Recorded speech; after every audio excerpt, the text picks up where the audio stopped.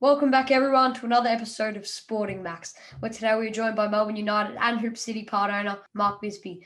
Welcome to the podcast, Biz. How are you going at the moment? Good, thanks, Max, hope you're well. Yeah, I'm good.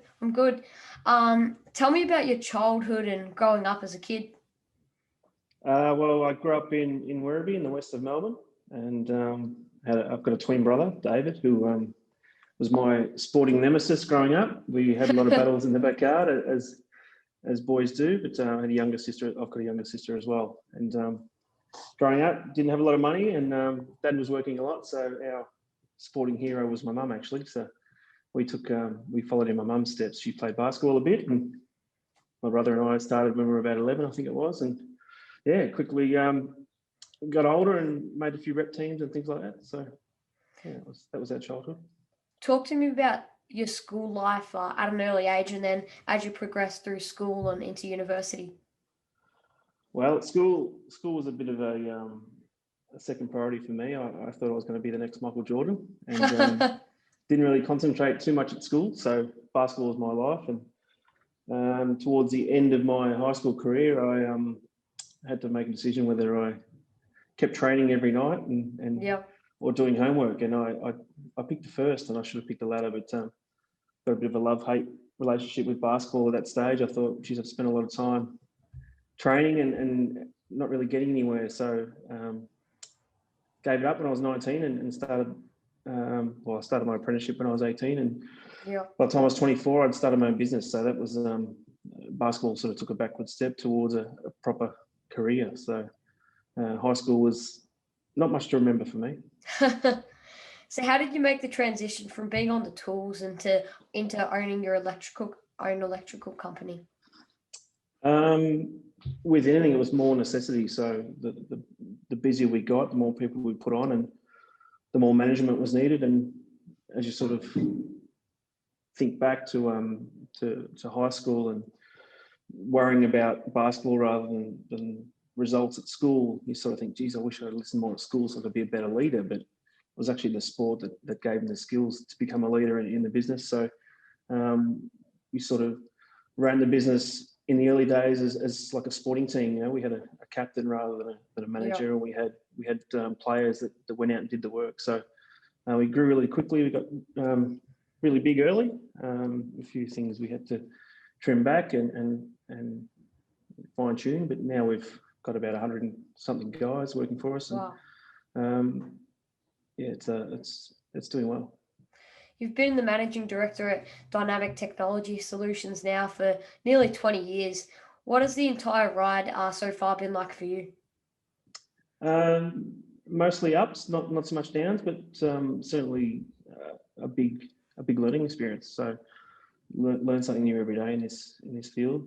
Technology advances quicker than you read about it. So we try to keep ahead of everything and try and keep on top of the game, employment-wise and also in technology-wise. So we've got electricians and plumbers that do the works, and we try to keep them as engaged as we can. So very much a HR role for me these days in terms of getting everyone moving towards the right goals. So what's that like for you to try and stay on top of everything, and like sort of electrical-wise and plumbing-wise, and then also technology-wise? Well, it's reading a lot of stuff at 11 o'clock at night and try to get to sleep, but knowing you have to read something else and trying to just keep in touch with all the information that's flying around there. And the consumer these days is very informed. So it used to be we'd help tell someone what was required and how we do it. Now they're telling us. So we've got to try and look like we know what we're doing and be as informed as the consumer these days. So. You've had an amazing career and merged business and sport. We'll chat soon about Melbourne United and Hoop City, but first I want to find out why you're so passionate about the business side of sports and particularly basketball. Well, obviously growing up, basketball was, my life, to be honest. That's all I thought about. I woke up every day thinking about when the next game was, when the next training session was. And as I said, I had a love-hate relationship in my 20s. You could have thrown a basketball at me and I would have kicked it away. I didn't really enjoy it that much. And probably in my 30s, I sort of got back into a sports sort of mode, realising Yeah. how valuable the lessons were, even as a young player, in terms of leadership and working with someone else. So working with other people. So yeah, that transition back into sports. We had an opportunity come up the last 3 years ago with United that we could grab 10% of the business, and we thought, well, basketball is on such a big resurgence thanks to Larry Kessler and his team that we've got to get on board. So there's two extremes in sports, and that's you either get a board that has a lot of basketball knowledge and not a lot of business knowledge, and they're great for winning games and not great for keeping the business running. And the other aspect is you get a lot of business people that might not know the game and they might not win a lot of games, but they'll certainly won't have a team in a few years. So it's trying to get that right mix of business people and basketball people, and hopefully we ticked a couple of the boxes when Larry agreed to sell us some shares. So how did you come to be involved with Melbourne United, and can you tell me how that all sort of came about? Well, I'm in business with three other guys who, the four of us grew up playing basketball together. Three of us lived a street away from each other, and one of us grew up in Melbourne but played at Werribee. So we've known each other a long time. A couple of those guys went on a March Madness tour in the States watching college basketball with a couple of guys, and one of the guys that they went with worked at the NBL. And as you do after a few beers, you talk a lot of crap, and they were trying to talk the guy from the NBL into letting us start a Geelong Supercats team again. Well, a Geelong license anyway, and that was sort of shrugged off and laughed off. But a few months later, that same guy from the NBL gave us a call and said, "Look, there might be an opportunity where you can buy into United." So had a lunch meeting with the CEO, and 2 days later we had the paperwork on our desk. So it's been a bit of a whirlwind, but an enjoyable one. Now, I've been following along with your new venture in Hoop City. What's it all about? It's about skills. It's about basketball skills, and we realise that there's a shortage of venues in Victoria, just in basketball courts as such. And while we didn't want to build another court, just a general court, we thought let's look at what we need for a skills progression point of view. So we've seen a few things in America that have been set up over there, and we thought we could replicate that here. And it's not necessarily a court for playing games on. It's a venue that you can go and work on your shot or work on your dribbling and work on those extra things that make people a better basketballer. And the hours away from the court as such are just as critical as training or playing games. So we hope to provide that experience to anyone from a 12-year-old kid starting out or a 32-year-old professional player who might not get a court availability, so they can come like a gym membership and spend 20 minutes on one of our machines and get up 300-400 shots and work on their game that way. So that's the idea behind it. What's your aim with Hoop City? Long-term aim is to let more people access our facilities. So whether that means building a bigger facility or more facilities, we hope to be in a few states in the next couple of years. So we have grand plans for expansion, but certainly we want people to use it. That's the main aim, is to have people in there putting shots up. I've seen you've had the man CG43, Chris Golding, on board with Hoop City. What does this mean for Hoop City, for having someone of his experience and calibre of player involved?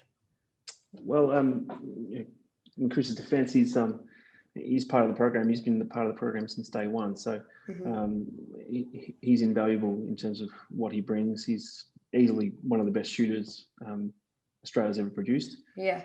And we'll have not just CG, and not taking it away from him, but we'll have coaches of the same calibre, or if not better, that will be involved in setting up programs and helping with delivering the skills to the people that come and use the facility. But CG's been great. He's I saw him in there the other day, and I think he made something like 43 pointers in a row, and you can't sort of buy that. He's got his trade down pat, and hopefully he can come in and work on his game as well. So what are your thoughts on Melbourne United's chances this year to take home the championship? Well, I'm very bullish. I think we've got a very good chance. We run a roster that has players in every position 10 deep. So in an abbreviated season like we've got, in terms of how how unpredictable it is in terms of scheduling. We've got players that can play every night, all night. So I'm confident, quietly confident. Not as confident as Jock Landau, but hopefully his prediction comes true. Who do you think, from your perspective, are the danger teams in the league this year? Every single one, every single team in the NBL is ready to play, and I think on any given night anyone can beat anyone, and that's sort of the beauty of our league, is that we don't have teams that are easy beats. We don't have organisations that sort of have to be carried. Everyone's a threat in this league, so that's a credit to the NBL, really. Like, I'm sure Larry could expand out to have 20 teams, but we wouldn't see the calibre of games that we're getting now, and certainly would have the profile internationally that we do. So it's growing as it needs to, which is good. So what's it like for you to watch the Illawarra Hawks sort of making a comeback season and in the finals, in the top 4 at the moment, with Gorge as their coach, then guys like Justinian Yusup and Justin Simon?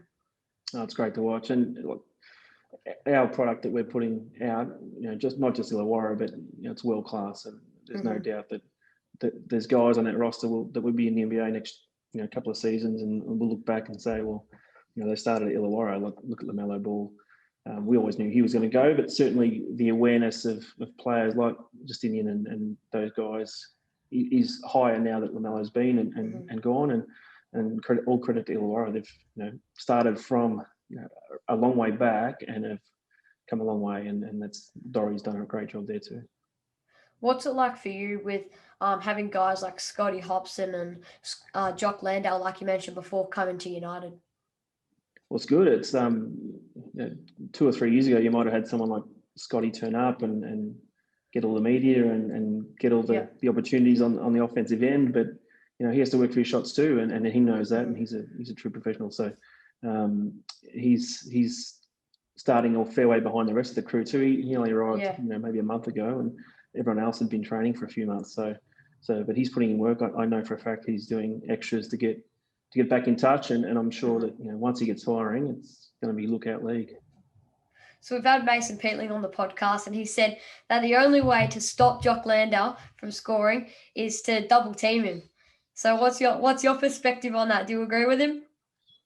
Oh, well, I hope other teams double team him, because I think CG will knock down a few shots, and Scotty Hopson will certainly benefit from having a defensive player sag off him and go and play on Jock. So we've got a lot of weapons on our team, and we saw it the other night with Jack White and Shea Illy getting the points they poured it in. So on any given night, I think our team can produce scores like that and dominate. So what would be your advice to anyone trying to have a successful business career like yourself?